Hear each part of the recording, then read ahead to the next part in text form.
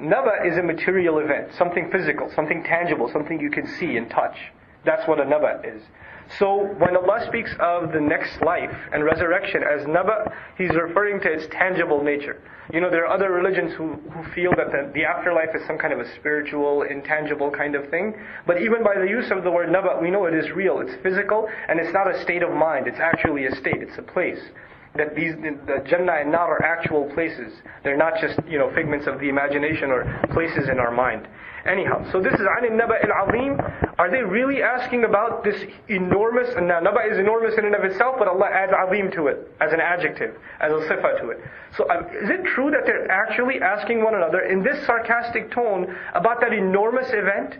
About that enormous news that is supposed to lead them to some kind of action, and yet instead of leading them to action, it's leading them to make this kind of ridicule as far as this news. And then Allah adds another rhetorical question. All of this is rhetorical questions so far.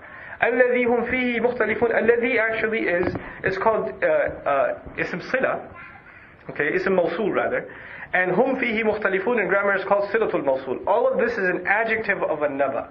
So the next ayah number 3, is actually the whole ayah is an adjective of the word an-naba. The first adjective is al-azim, and the second adjective is alladhi hum fihi mukhtalifun. And a coarse translation is that which they are themselves in disagreement in or with. Okay, they're among themselves, they are in disagreement in regards to this news. But the way the ayah is structured is in the ismiya form, in the nominal form. The benefit this has is, what this tells us is, this is something they're doing all the time. That this disagreement that they have among each other, Allah Azza wa Jal, for example, didn't say الَّذِينَ هُمْ فِيهِ يَخْتَلِفُونَ. He said الَّذِينَ هُمْ فِيهِ مُخْتَلِفُونَ. The ism fa'il is used. And the noun usage indicates something that's going on constantly. Like a noun is permanent and a verb is temporary. Then the word fihi, this prepositional phrase, has been positioned in between hum and mukhtalifun. Instead of Allah saying الَّذِينَ هُمْ مُخْتَلِفُونَ فِيهِ, which is norm in Arabic, Allah says الَّذِينَ هُمْ فِيهِ مُخْتَلِفُونَ. And what this produces is a shock. Is it really about that they are disagreeing among themselves? Now the word ikhtilaf, a little bit about it and we move forward inshaAllah ta'ala. Is it really about this tremendous news that they are disagreeing among themselves in? The word ikhtilaf, it indicates two things. It indicates a manifest disagreement, meaning they're actually physically disagreeing among each other. What this tells us is not only were they being sarcastic about akhirah, they all had their own theories too. Some of them had the idea, okay, we're not going to come back. Some of them had the idea we're all going to go to heaven. Some of them had the idea, well, Allah has created so many huge things, the heavens, the earth, so many, stars in the heavens, etc., etc. How is He going to be busy with every little thing I did every single day? Who's going to keep track of all that? It's not going to be like that. He's going to let us go. He's going to let things slide. Some of them had the idea, but no, we believe that, ma'ad Allah, that Allah has daughters that are the angels. They're going to take care of us. They'll put in a good word for us, so even though we've messed up, we'll be alright. We're not going to be in this kind of trouble that he's talking about. Yeah, he'll be mad at some people who didn't have the intermediaries, the people to put in a good word for him. This idea even exists today in life. It doesn't stem from just from religion, from life in general. Like, if you're not a good employee, but you're good friends with the manager, then you're hoping that the manager will keep you hired, even if the boss is complaining, because you're good with the manager. You don't have to deal with the boss. Who's going to deal with him? The guy in the middle, right? That's the idea. That's the mentality. I don't have to face the consequences of my actions. Somebody else will deal with it for me because I got connections higher up. That's the idea, right? And that's really the basis of shirk. It's a lack of responsibility. You don't want to be responsible for your own actions. You put an intermediary in between. That's really the psychology of shirk. Anyhow, so they have these different kinds of opinions about themselves, but ikhtilaf also means to have a discord or friction within one's own self. What this implies is not only did they disagree with each other, but within themselves there was uncertainty or disagreement. Sometimes they would think this, sometimes they would think that. They're not so sure. It's not like they're adamant about no, for sure there's no afterlife, or for sure we're going to be saved. They're not sure either. They're not sure. So even within themselves there's a disagreement that is taking place, and that's what Allah Azza wa Jalla depicts with these words.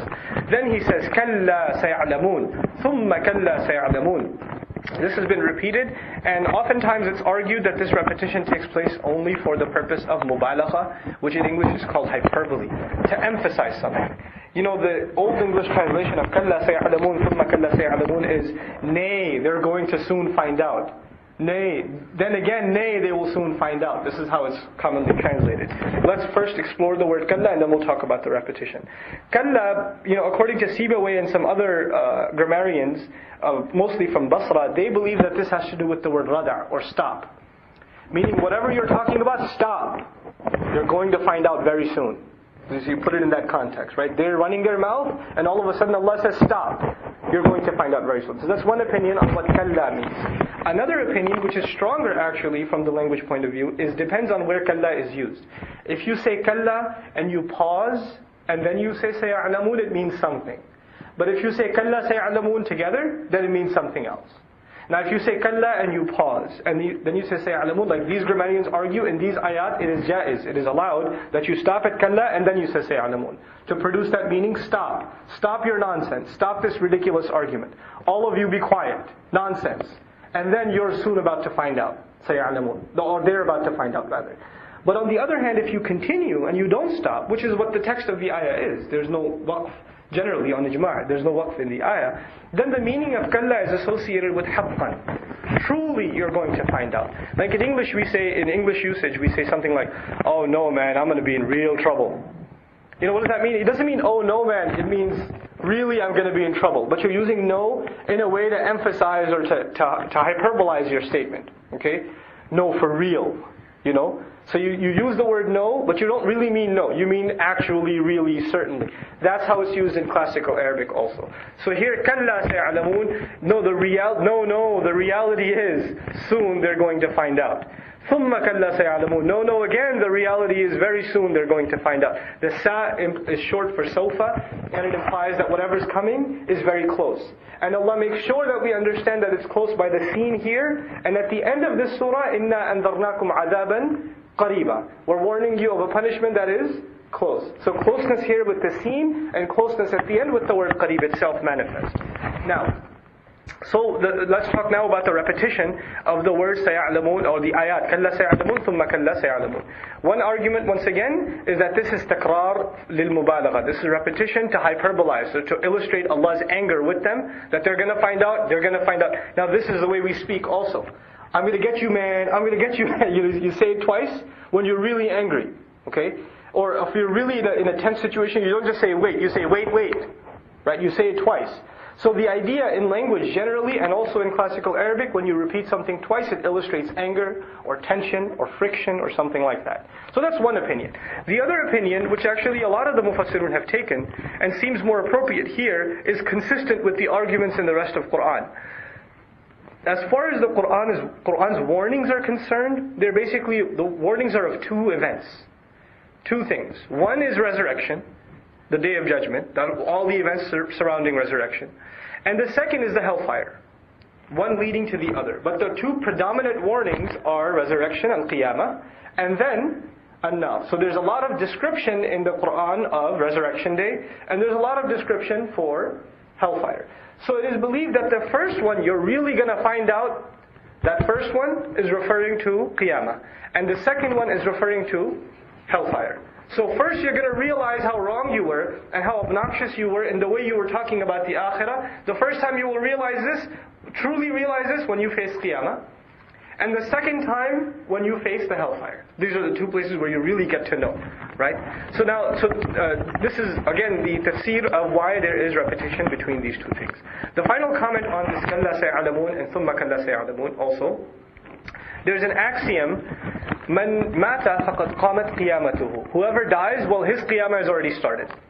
Whoever dies, his qiyamah has already begun. For him, he doesn't have to wait until all the signs of the hour are done and the generations have passed and the sun rises from the west, etc., etc. He doesn't have to wait for all that. His case is done. He's already seen what's coming.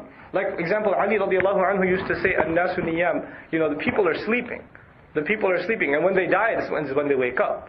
Right? So in that sense, yes, immediately when a person dies, they'll really find out the consequences of the words they were uttering. Now, this, by the way, was the first passage of this surah. عَمَّا يَتَسَاءَلُونَ عَنِ النَّبَإِ الْعَظِيمِ الَّذِي هُمْ فِيهِ مُخْتَلِفُونَ كَلَّا سَيَعْلَمُونَ ثُمَّ كَلَّا سَيَعْلَمُونَ. Before we go on to understand one thing about the style of the Qur'an, one of the elements of Qur'anic studies is as-Saj'a al-Qur'ani, which is Qur'anic rhyme scheme. Right? You have عَمَّا يَتَسَاءَلُونَ عن النبأ العظيم. This kind of breaks the rhyme scheme a little bit. الذي هم فيه مختلفون كلا سيعلمون ثم كلا سيعلمون. Everything seemed to rhyme except one ayah, which was عن النبأ العظيم. And if you study the grammar of the ayah, you'll find that that ayah connected to the next ayah is actually one sentence. عن النبأ العظيم الذي هم فيه مختلفون is one text. And to illustrate that that text isn't complete in and of itself, even phonetically it breaks.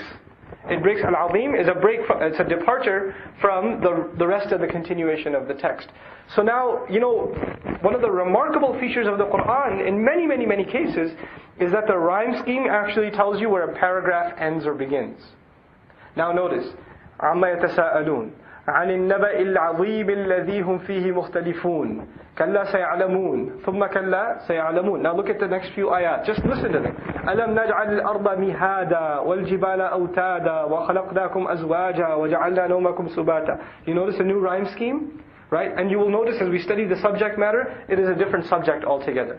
It is connected to this, but it's a different matter, and it will be tied back together again.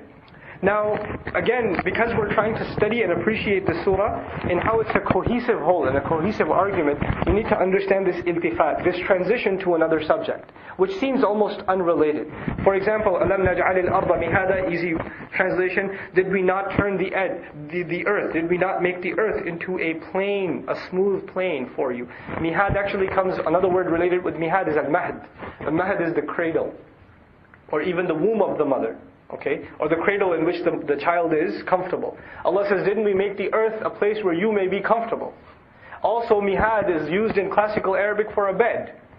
So it's a place where you rest. This is the place where you find peace, where you find tranquility, right? So Allah talks about His favors now, and as you will continue, we'll see Allah's favors and His creations being talked about. But what does that have to do with resurrection? What does that have to do with their criticism? You see, by and large, their criticism was the things you're talking about, this life after death, this sun and moon colliding together, the earth cracking open and the earth spilling out whatever, وَأَخْرَجَتِ الْأَرْضُ أَثْقَالَهَا, all these big things you're talking about, they sound too monumental. Nobody's ever seen anything like that happening. And what kind of God is capable of all of these things? Now, human beings are very aware of what things they themselves are capable of. Right? We're capable of making a bed for ourselves. We're capable of maybe building a house for ourselves, etc., etc. Now you will find a discussion of how Allah's capability in your own visual experience, how it surpasses your own. So this is actually a comparison of one's own works, one's manufactured works, in comparison to some of the creations of Allah. Look at what you're able to make for yourself and compare that to the entire creation of the earth. أَلَمْ نَجْعَلِ الْأَرْضَ مِهَادًا. Then we are able to construct monuments and structures and things like this, or we're able to pitch tents. Literally we pitch tents. In the old times you pitch tents. Allah says, وَالْجِبَالَ أَوْتَادًا. And there's a lot of scientific discussion about وَالْجِبَالَ أَوْتَادًا. I'm not going to go into the scientific route. I'm going to just illustrate to you the language point of view.